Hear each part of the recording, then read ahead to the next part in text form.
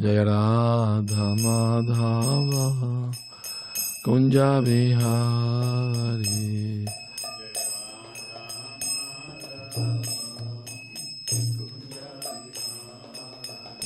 Jaya Radha Madhava Kunja Bihari.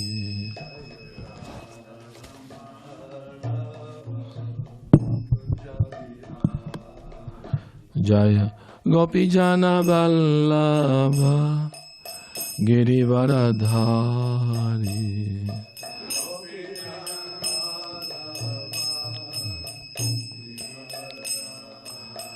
Jaya Gopijana Vallabha Girivaradhari.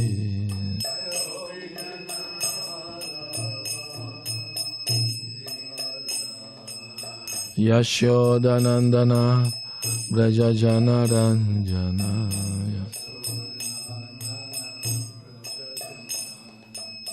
Yashodanandana Brajajana Ranjana.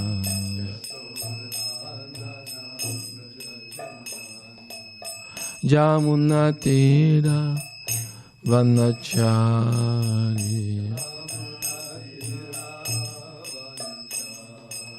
Yamunatira Vanachari.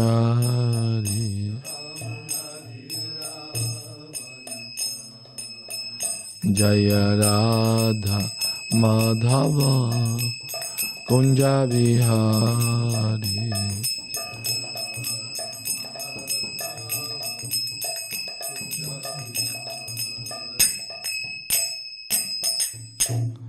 Gora Premanandi Hari Hari.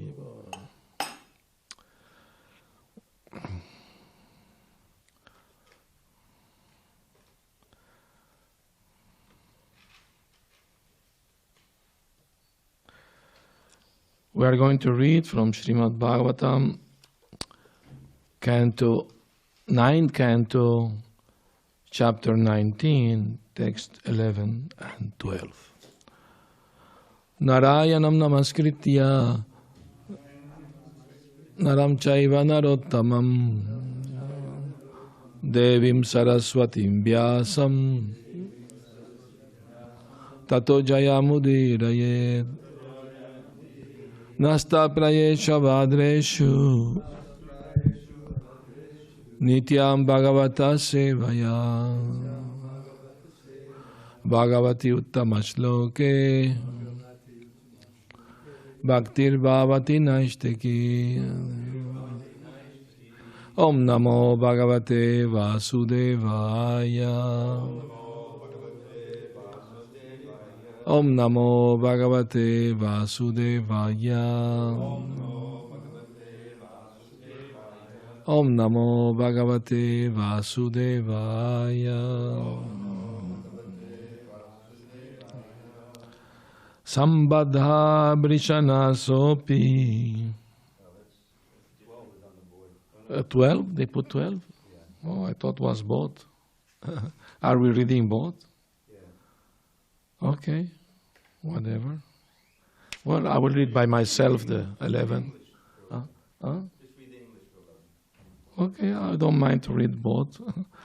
Sambadha Vrishana Sopi Hiyajaya Kupalabdhyaya Kalam Bahutitam Badre Kamar Nadyapi Tushyati. My dear wife, when the he-goat has had his testicles restored, he enjoyed the she-goat he had gotten from the well. But although he continued to enjoy for many, many years, even now he has not been fully satisfied. Purport. When one is bound by affection for one's wife, one is attached to sexual desires that are very difficult to overcome. Therefore, according to Vedic civilization, one must voluntarily leave his so-called home and go to the forest. Panchashor Dvam Vanam Brajit. Human life is meant for such tapasya or austerity. By the austerity of voluntarily stopping sex life at home and going to the forest to engage in spiritual activities, and the association of devotees, one achieves the actual purpose of human life. Text 12. Tataham kripana subru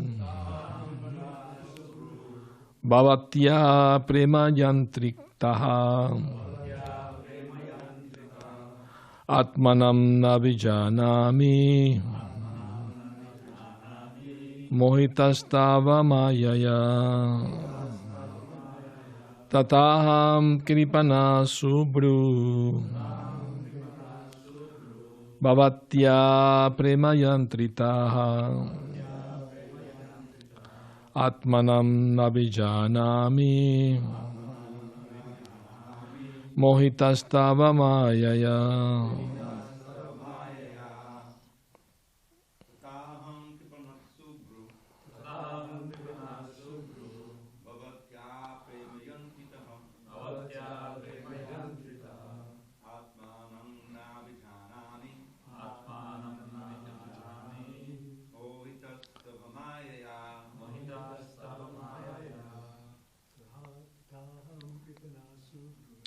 Tatam kripana subru bhavatya premaya antritaha atmanam navijanami mohitastava mayaya tatam kripana subru bhavatya premaya antritaha atmanam navijanami mohitastava mayaya tataham kripana subru bhavatya premaya antritaha atmanam navijanami mohitastava mayaya. Tata, exactly like the he-goat. Aham, I, Kripana, a miser with no sense of the importance of life. Subru, oh my wife with beautiful eyebrows. Bhavatya, in your company. Premayantritaha, as if tied in love, although it is actually lost. Atmanam, self-realization. What I am and what my duty is.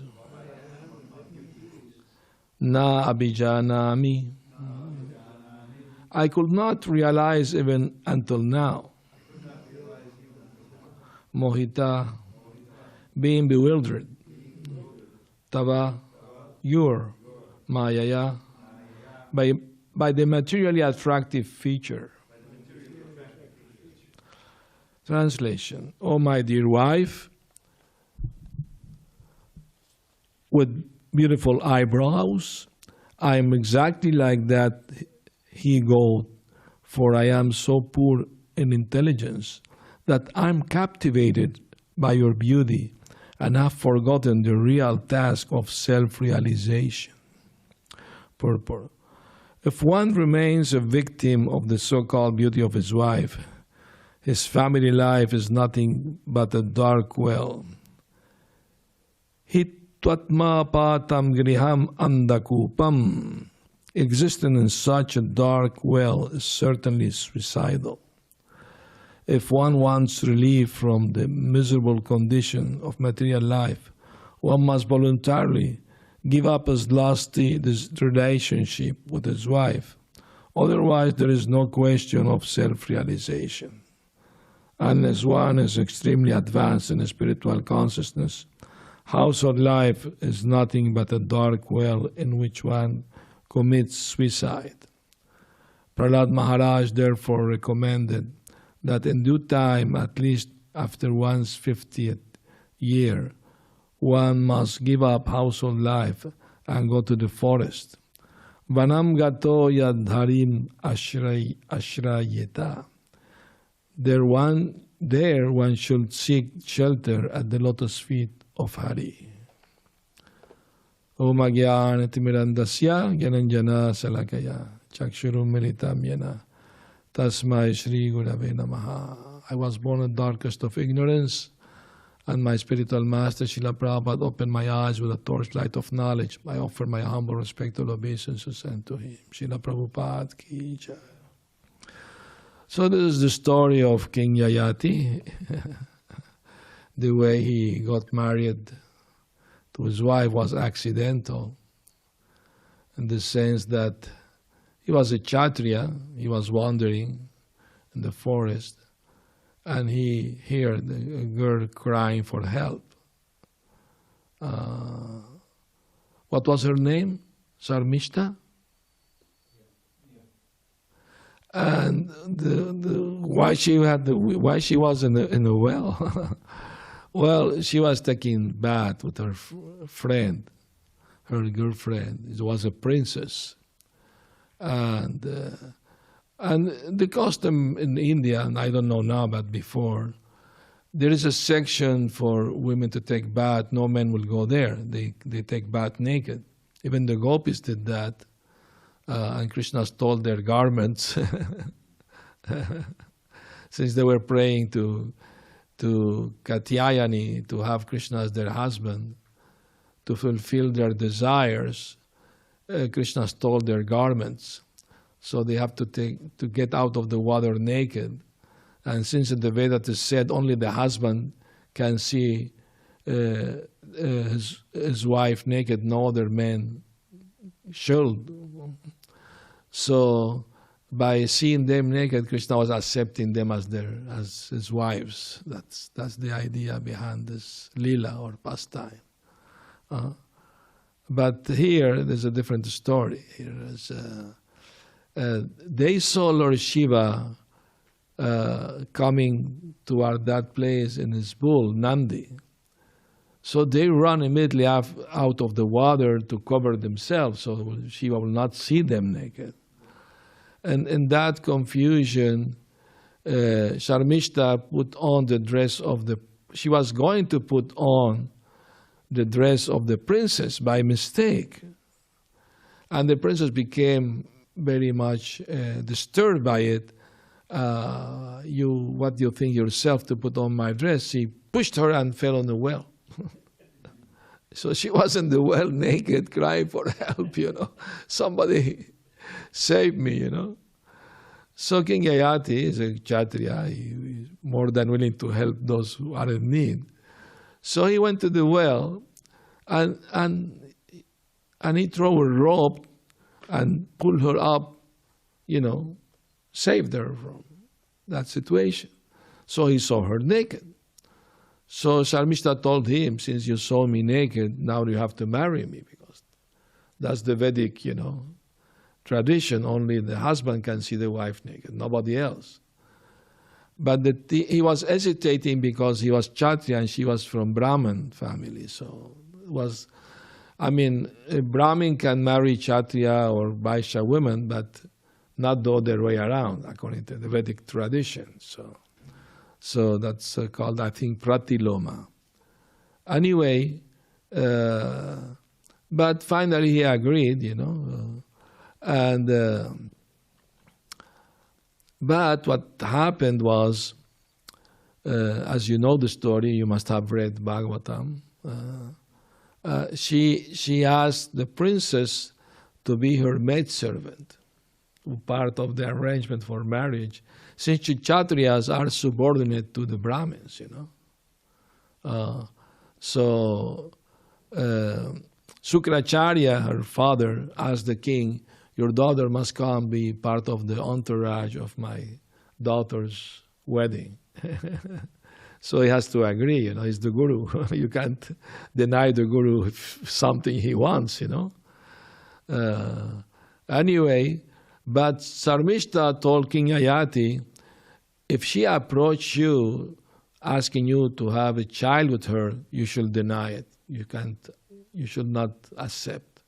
Because according to Kshatriya code, if a woman approaches Kshatriya asking to have a son with him, he has the means to maintain both of them, he has to accept by religious principles. Imagine. And even without marriage, just, that's called Gandharva marriage. They exchange garlands, and that's the way Shakuntala got married to a king in the forest. You know the story. Huh? Anyway, so he said, yes, my dear wife, I will not.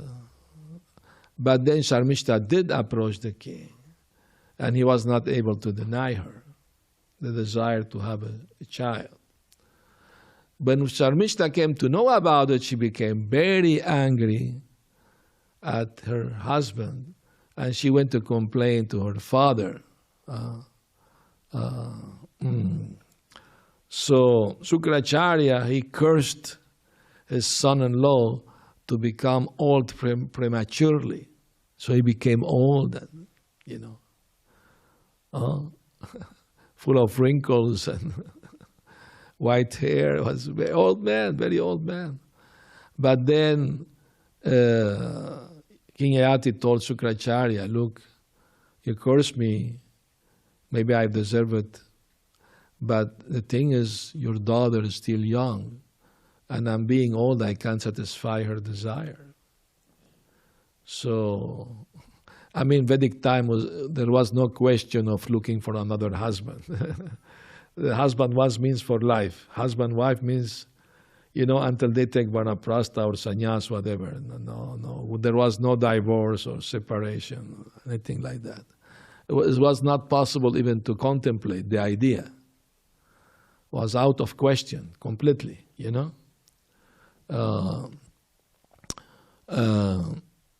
remember the story of, help me here, Dravida Prabhu. An old sage married a very young girl. Remember the story? That she pierced the anthill, and because she saw something shining inside the anthill, and was a sage inside in meditation. And the princess was along with her father, the king. So the sage came out of the anthill very angry. They pierced his ear, it was bleeding.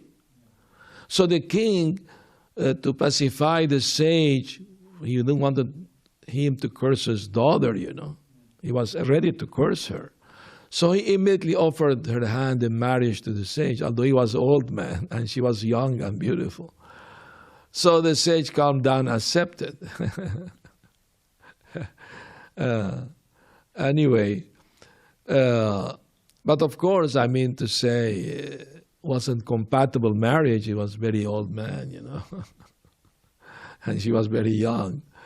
But the thing is, he prayed to the Ashwini Kumaras, the celestial physicians, and they came to help him. He was a great sage, very powerful sage.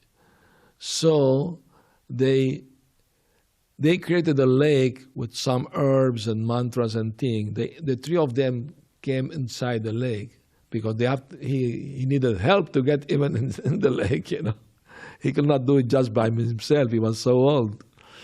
And when they came out, there were three young men.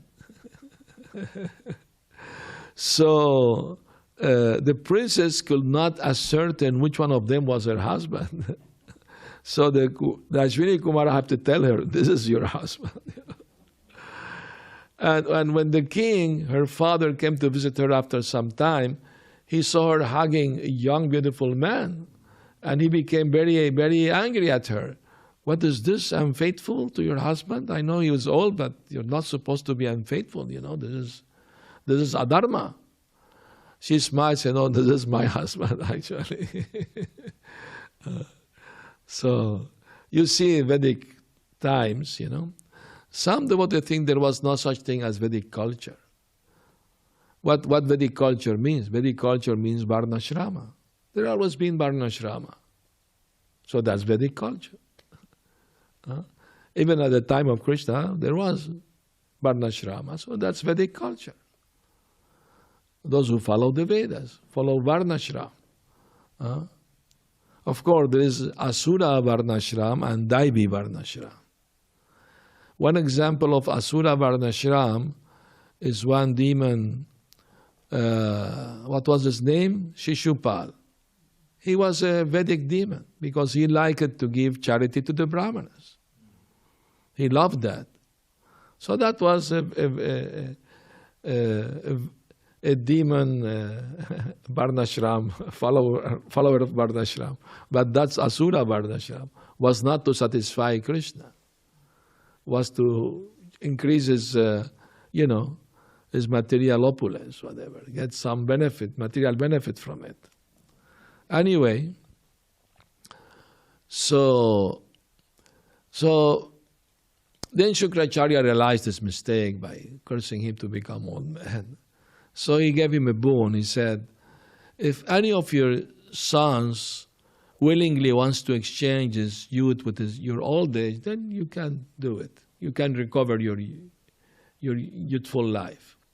So he approached different sons, and none of them wanted to. One of them actually was the forefathers of the Yadu dynasty. Yadu was his name. But he gave a good reason. He said, now I am a young man. If I don't get married and enjoy my life, how can I later on become renounced? He gave that argument, which is logical, logical argument.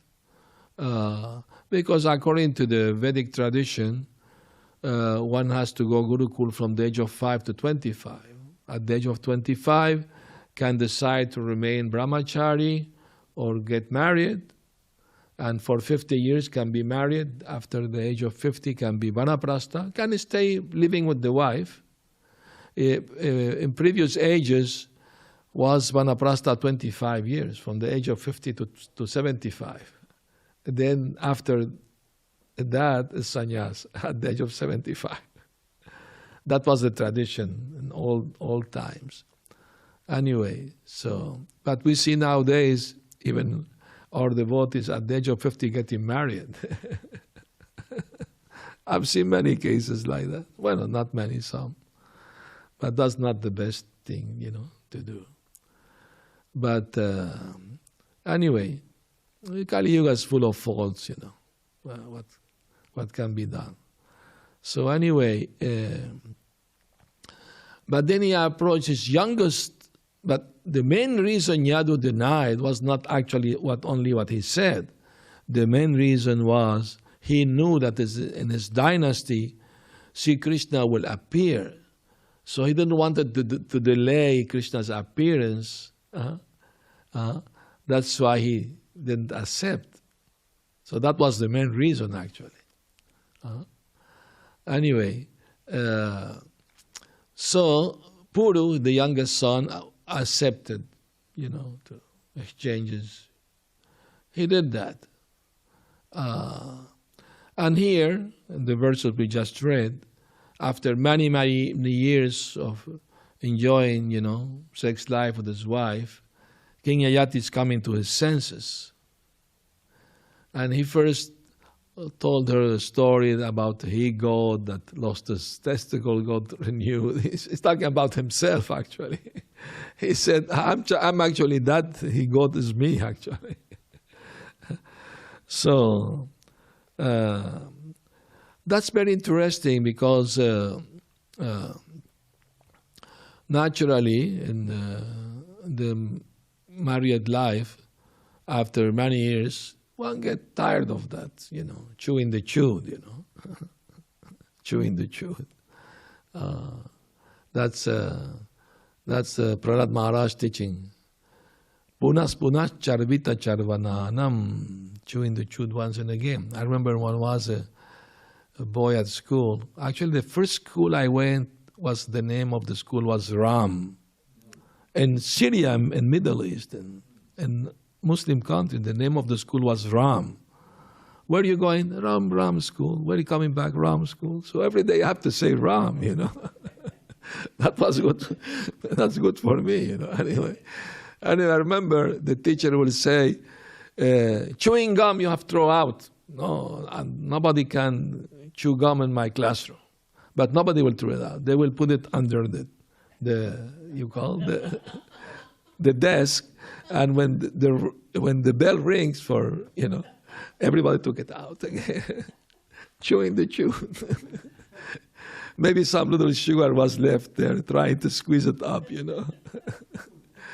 So this is material life, chewing the chew. Everywhere you go in the world, people are doing the same thing: eating, sleeping, mating, defending. Everywhere. May do it in different styles, in different way, but it's the same animal activities, isn't it? So that's the basic needs of all conditioned soul in this world. If you don't eat, you die. If you don't sleep, you get sick. But if you don't have sex, nobody will die. Nobody will get sick. Rather, you get more health if you practice celibacy. Gandhi, he decided at the age of 30-something to become a celibate, to get stronger, to, get independence from England. And Prabhupada quoted him saying that definitely it's true. If you want to achieve something by practicing celibacy, you get more power to do it. It's a fact. So celibacy is good. But nowadays, who want to speak about that? Well, I hear some Christian groups, the young people, they make a vow to wait until marriage to have sex. Although they may be engaged to a boy or girl, they put a ring and they promise to wait until they're married. So that's a good example, to be followed by other religions too. So anyway, so after enjoying so many years, being educated in Vedic culture, because even Chatra, they go to Gurukul when they were young, they are taught, Vedic knowledge, Vedic wisdom, so they know. They are not fools. So that's why King Yayati is expressing himself in that way, that I was for so many years attracted, to lusty desire, to the beauty of, but now I'm realizing I'm poor in intelligence, and I'm captivated by this Mayaya, this so-called attractive feature. For how long they can stay? For a few years, then the body becomes old and it's not attractive anymore. That's the reality of this world. And since once King Akbar asked his minister Birbal, until what age the man still is affected by lust? And Birbal's answer was, even up to the end of his life, still he'll be attracted by beautiful women. You say, even a dying man? Even a dying man? How is that possible? You have to show me that is real. Yes, of course I will. So one day, Birbal told the king, please, this one dying man is in the hospital in Delhi. Bring your daughter, the princess. She was 15 years old. Bring her along. So they rushed to the hospital. Birbal said, let the princess wait outside. We go in first. So they went inside. The man was crying, I'm dying, I'm suffering, I was in pain, But then Birbal asked the princess to come in. And as soon the princess came in, very beautiful, young girl, ankle belts, and smiling. And when the diamond saw her, his eye became like big round, like he could not take his eyes out of her, She moved one way, he will move. She moved other way, she will go. Then the king said, you're right, Birbal, it's true. So unless one get purified by devotional service, by developing higher taste, param drishtva nivartate, it's not artificial repression of the senses, we give them a better occupation, then the sense become purified. Atasi Krishna namadi nabhavet grayam indriyai sevam mukhehi jivado swayameva spuratyada. With the contaminated material senses, we can't actually understand Krishna's name, form, qualities, or activities. But when we engage the tongue in the service of the Lord, the tongue has two functions, to taste and to make sounds. So we chant the holy names and taste only Krishna Prasad. No? Then we can get purified gradually and become free from this lusty desires which bound the soul, to this material existence. These are the invisible, what you called in the prison. They have the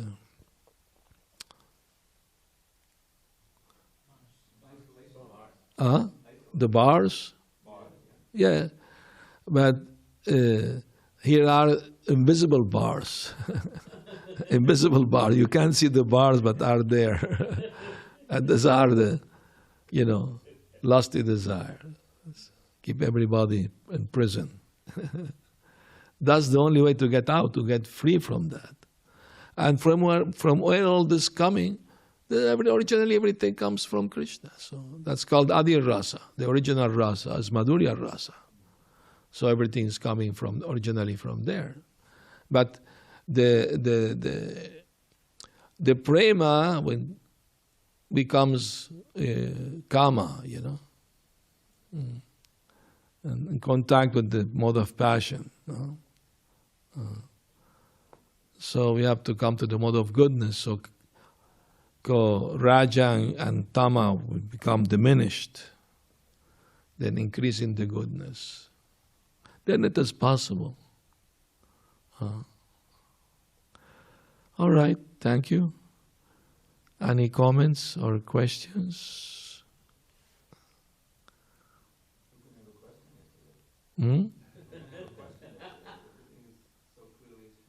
Okay, thank you. Hare Krishna. So, okay. Thank you very much then. Srila Prabhupada ki jai. Gaur Premanandi, Hari Hari Bol.